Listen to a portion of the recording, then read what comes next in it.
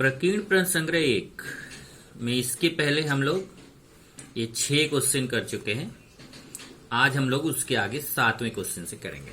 ध्यान से मैं आपको दिखा देता हूं। 7वां क्वेश्चन है निम्नलिखित कथन सशर्त रूप में लिखिए। अब सशर्त रूप का मतलब यदि और तो के रूप में, तो ये चारों क्वेश्चन हमें यदि तो के रूप में लिखना है। 8वां निम्नलिखित कथनों के विलोम लिखिए। तो विलोम जहां पे हम जानते हैं पूर्वार्ध को उत्तरार्ध बनाते हैं, उत्तरार्ध को पूर्वार्ध, तो ये 4 क्वेश्चन में हमें उसका विलोम लिखना है। ऐसे ही 9वां है निम्नलिखित कथनों में दत्त तथा साध्य लिखिए। ये दोनों का दत्त और साध्य लिखना है। और 10वें में भी निम्नलिखित कथनों का दत्त और साध्य लिखिए, लेकिन आकृति बनाकर लिखिए। तो इसमें ये 3 में आकृति बनाकर लिखना है। तो यही 4 क्वेश्चन आज हम लोग करेंगे। तो सबसे पहले शुरुआत में 7वें क्वेश्चन से करता हूं। प्रश्न नंबर 7 देखिए। निम्नलिखित कथन सशर्त रूप में लिखिए। अब सशर्त रूप मैंने आपको पहले बताया, 2 बार हम लोग डिस्कशन कर चुके। एक बार हमने प्रश्न संग्रह 1.3 में ये क्वेश्चन किया है, फिर एक बार हमने उदाहरण में किया है, अब एक बार फिर हम लोग प्रकीर्ण प्रश्न संग्रह में करें। इस तरीके से हमारा तीसरी बार रिवीजन हो रहा है इसका। तो देखिए पहला क्वेश्चन है प्रत्येक सम चतुर्भुज यह वर्ग होता है। इसको हमें यदि तो के रूप में लिखना है। यदि तो वाले रूप को हम क्या बोलते हैं? सशर्त कथन। सशर्त कथन मतलब जो कथन यदि और तो के रूप में लिखा जाता है उसी को हम सशर्त कथन कहते हैं। तो इसको यदि और तो के रूप में लिखना है। तो कैसे? प्रत्येक सम चतुर्भुज यह वर्ग होता है। तो इसका मतलब ये इसको अगर हम यदि तो के रूप में लिखें कैसे? यदि कोई सम चतुर्भुज हो तो वह वर्ग होता है। यदि कोई सम चतुर्भुज हो तो वह वर्ग होता है। तो इसी को देखिए यहां पे लिखा गया, यदि दिया गया चतुर्भुज सम चतुर्भुज है तो वह वर्ग होता है। ये देखिए इसको हमें यदि में लेना है और इसको तो में लेना है। यदि कोई चतुर्भुज सम चतुर्भुज है तो वह वर्ग होता है। यही हो गया सशर्त कथन। यदि दिया गया चतुर्भुज सम चतुर्भुज है तो वह वर्ग होता है।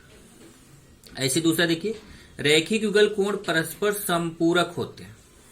अब देखिए रैखिक युगल कोण को यदि में लेना है और परस्पर संपूरक होते हैं तो में। तो यदि कोई रैखिक युगल कोण है तो वे परस्पर संपूरक होते हैं। यदि कोई रैखिक युगल कोण है तो वे क्या होते हैं? तो वे परस्पर संपूरक होते हैं। यदि और तो लगाना है तो जैसे देखिए, यदि दिए गए कोण रैखिक युगल कोण हो तो वे परस्पर संपूरक होते हैं। यदि दिए गए कोण रैखिक युगल कोण है, ये देखिए यदि दिए गए कोण रैखिक युगल कोण है तो वे परस्पर संपूरक होते हैं। तो वे परस्पर संपूरक होते हैं। तो यदि और तो लगाना ध्यान दीजिए। देखो इसमें कहीं यदि और तो नहीं लगा था, यहाँ पे हमने यदि और तो लगा दिया। ये देखिए रैखिक युगल कोण परस्पर संपूरक होते हैं, यदि और तो नहीं लगा था, पर इसी वाक्य को हम लोग यदि और तो के रूप में बदल दिए। यदि और यहां देखिए तो, यदि दिया गया कोण रैखिक युगल कोण हो तो वे परस्पर संपूरक होते हैं। ऐसे ही तीसरा देखिए, त्रिभुज यह 3 रेखाखंडों द्वारा निर्मित आकृति होती है। त्रिभुज यह 3 रेखाखंडों द्वारा निर्मित आकृति होती है। तो इसका मतलब यदि कोई त्रिभुज हो, यदि कोई त्रिभुज हो तो वह 3 रेखाखंडों द्वारा निर्मित आकृति होती है।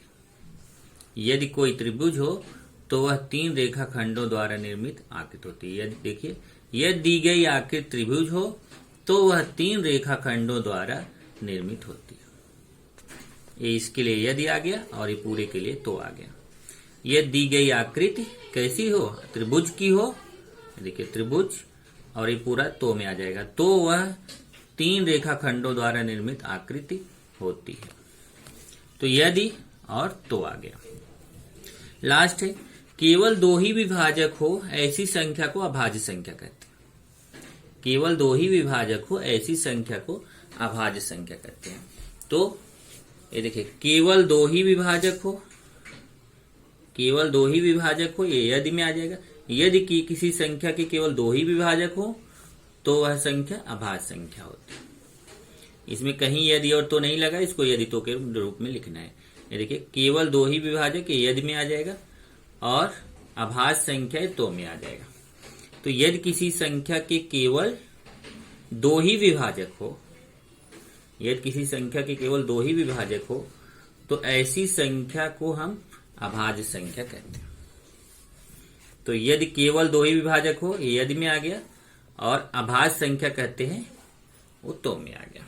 तो ये इजी है सशक्त कथन। थोड़ा सा विलोम कथन थोड़ा आपको कठिन पड़ता है, तो विलोम कथन की आप ज्यादा से ज्यादा प्रैक्टिस करो। विलोम कथन भी हम लोग 3 बार कर चुके हैं, बल्कि 4 बार कर चुके हैं। एक बार जब मैंने विलोम कथन पढ़ाया था क्या होता है, तब एक उदाहरण लेके समझाया था। फिर हमने प्रश्न संग्रह 1.3 किया, वहां पे किया। फिर हमने उदाहरण किया, वहां पे किया। अब एक बार फिर से आ गया, निम्नलिखित कथनों के विलोम कथन लिखे। तो विलोम मतलब क्या होता है कि जो चीज इसमें कैसा था सशक्त कथन में, जो पहले था वो पहले है, जो बाद में था वो बाद में, वो अपनी जगह है, सब केवल यदि और तो लगाना है। इसमें थोड़ा उल्टा करना पड़ता, विलोम नाम ही है। जो पहले रहता उसको बाद में लिखना रहता, जो बाद में रहता उसको पहले लिखना रहता। इसकी थोड़ा आपको ज्यादा प्रैक्टिस की जरूरत होती है। जितना आप प्रैक्टिस करोगे उतना आप अच्छे से लिख पाओ। अगर आप प्रैक्टिस नहीं करोगे तो मैं बताता रहूंगा, आप नहीं कर पाओ। आप ज्यादा से ज्यादा क्वेश्चन लेके प्रैक्टिस करो। जैसे पहला क्वेश्चन, किसी बहुभुजाकृति के कोणों के मापों का योग 180 अंश हो तो वह आकृति त्रिभुज की होती है। अब देखिए, किसी बहुभुजाकृति के कोणों के मापों का योग 180 अंश हो, ये पूर्वार्ध हो गया, और वह आकृति त्रिभुज की होती है, यह उत्तरार्ध हो गया। मतलब कोणों के मापों का योग 180 अंश पूर्वार्ध है, पहले है, और त्रिभुज ये बाद में है। तो अभी हम क्या करेंगे, त्रिभुज को पहले ले लेंगे और कोणों के मापों का योग 180 अंश बाद में। ये देखिए, त्रिभुज बाद में है तो इसको पहले लिखना है, और कोणों के मापों का योग 180 अंश से पहले है, इसको बाद में लिखना। मतलब जो पहले है उसको बाद में, जो बाद में है उसको पहले। कोणों के मापों का योग 180 अंश, इसको बाद में लिखना क्योंकि ये पहले है, और त्रिभुज ये बाद में, इसको पहले करना है। ये देखिए, यदि दी गई बहुभुजाकृति त्रिभुज हो, ये देखिए त्रिभुज सबसे लास्ट में था ना, यहाँ त्रिभुज पहले आ गया, और एक कोणों के मापों का योग 180 अंश, इसको बाद में लिखना है, तो इसके कोणों के मापों का योगफल 180 अंश होता है। तो यदि दी गई बहुभुजाकृति क्या हो, त्रिभुज हो, त्रिभुज पहले आ गया, और कोणों के मापों का योग 180 अंश बाद में, तो उसके कोणों के मापों का योगफल 180 अंश होता है। दूसरा देखिए, दो कोणों के मापों का योग 90 अंश है, दो कोणों के मापों का योग 90 अंश है। देखिए पूर्वार्ध है, कोणों के मापों का योग 90 अंश, तो वे परस्पर कोटिपूरक कोण होते हैं, ये उत्तरार्ध है। तभी कोटिपूरक को पहले लिखना है और योग 90 अंश बाद में लिखना है। तो यहां देखिए, यदि दो कोण कोटिपूरक हो, देखिए कोटिपूरक बाद में था, इसको पहले लिख देना, और ये योग 90 अंश पहले था, इसको बाद में लिख देना। तो यदि दो कोण कोटिपूरक कोण हो, पहले लिख दिया कोटिपूरक को, तो उनके मापों का योग 90 अंश होता है, तो उनके मापों का योगफल 90 अंश होता है। बराबर, पूर्वार्ध को उत्तरार्ध, उत्तरार्ध को पूर्वार्ध। चलिए अगला देखते हैं। दो समांतर रेखाओं को एक तिर्यक रेखा प्रतिच्छेदित करे। अब यहां पे देखिए, समांतर रेखा ये पूर्वार्ध है, और संगत कोण सर्वांगसम होते हैं, ये उत्तरार्ध है। मतलब ये पहले आ रहा है, समांतर रेखा पहले आ रही है, संगत कोण सर्वांगसम में बाद में। इसमें अब क्या होगा, विलोम में क्या करेंगे, ये संगत कोण सर्वांगसम हो ये पहले आ जाएगा, और समांतर रेखा बाद में आ जाएगा। ये दोनों अपने प्लेसेस चेंज करेंगे, लेकिन केवल प्लेस चेंज नहीं होता, यही इसकी प्रॉब्लम है। नहीं तो विलोम कथन बनाना इजी होता है, इसीलिए विलोम कथन बनाना थोड़ा सा कठिन है कि हमारी पूरी लाइन का कुछ ना कुछ उसका क्लियर अर्थ आना चाहिए। केवल प्लेस चेंज होने से वो पूरा सेंटेंस नहीं बनता। जैसे देखिए, यदि दो रेखाओं को एक तिर्यक रेखा प्रतिच्छेदित करे और बनने वाले संगत कोण सर्वांगसम हो, इधर देखिए संगत कोण सर्वांगसम बाद में था ना, यहां देखिए संगत कोण सर्वांगसम ये पहले आ गया, तो वे रेखाएं समांतर होती हैं। इधर देखिए रेखाएं समांतर हो, समांतर यहां पहले था ना, और यहां समांतर बाद में। ये चीज ध्यान रखना है कि संगत कोण सर्वांग सम, इसको पहले कर देना और समांतर रेखा बाद में, इनके प्लेसेस बदलने। समांतर रेखा पहले आ रहा है, संगत कोण सर्वांग सम बाद में आ रहा है, तो हमें संगत कोण सर्वांग सम पहले लिखना है, समांतर रेखा बाद में। ये दो रेखाओं को एक तिर्यक रेखा प्रतिच्छेदित करे और बनने वाले संगत कोण सर्वांग सम हो, देखिए संगत कोण सर्वांग सम पहले आ गया, तो वे रेखाएं समांतर होती हैं। बराबर है, समांतर जो है वो पहले था, अब यहाँ पे समांतर बाद में आ गया। और लास्ट देखिए चौथा, किसी संख्या में उसके अंकों के योगफल से भाग जाता है तो वह संख्या 3 से विभाजित होती है। अब देखिए, अंकों के योगफल से भाग जाता हो, ये पूर्वार्ध है, वह संख्या 3 से विभाज्य होती है, ये उत्तरार्ध है।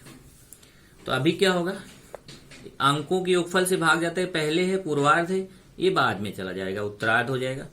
और वह संख्या 3 से विभाज्य होती है, ये अंत में है, बाद में है, ये पहले आ जाएगा। देखिए, यदि कोई, देखिए वह संख्या 3 से विभाज्य होती है, 3 से विभाज्य पहले लिखा है, लास्ट में लिखा है, बाद में है, उत्तरार्ध है, इसको पहले लिख दिया। यदि कोई संख्या 3 से विभाज्य हो तो उस संख्या में, देखिए अब ये जो है ना, संख्या में अंकों के योगफल से भाग जाता है, ये अभी पहले लिखा था, अभी बाद में हो जाएगा, तो उस संख्या में उसके अंकों के योगफल से भाग जाता है। तो जो अंकों के योगफल से भाग जाता है, इसमें इस वाले कथन में पहले लिखा गया था, देखिए संख्या में अंकों के योगफल से भाग जाता है, ये बाद में हो गया, उत्तरार्ध हो गया।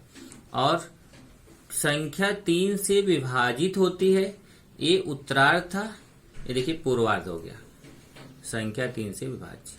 तो जो पहले रहता है वो बाद में, जो बाद में रहता है पहले। मतलब कथन हमेशा 2 सेंटेंस से मिलके बना रहेगा, 2 वाक्य से मिलके बना रहेगा, तो उसमें जो पूर्वार्ध वाला कथन रहेगा वो उत्तरार्ध बन जाएगा, जो उत्तरार्ध वाला रहेगा वो पूर्वार्ध बन जाएगा। तो ऐसे कथन को हम बोलते हैं विलोम कथन। इस तरीके से आपका एक क्वेश्चन नंबर 7 सशर्त कथन और क्वेश्चन नंबर 8 विलोम कथन, ये आपने पढ़ लिया।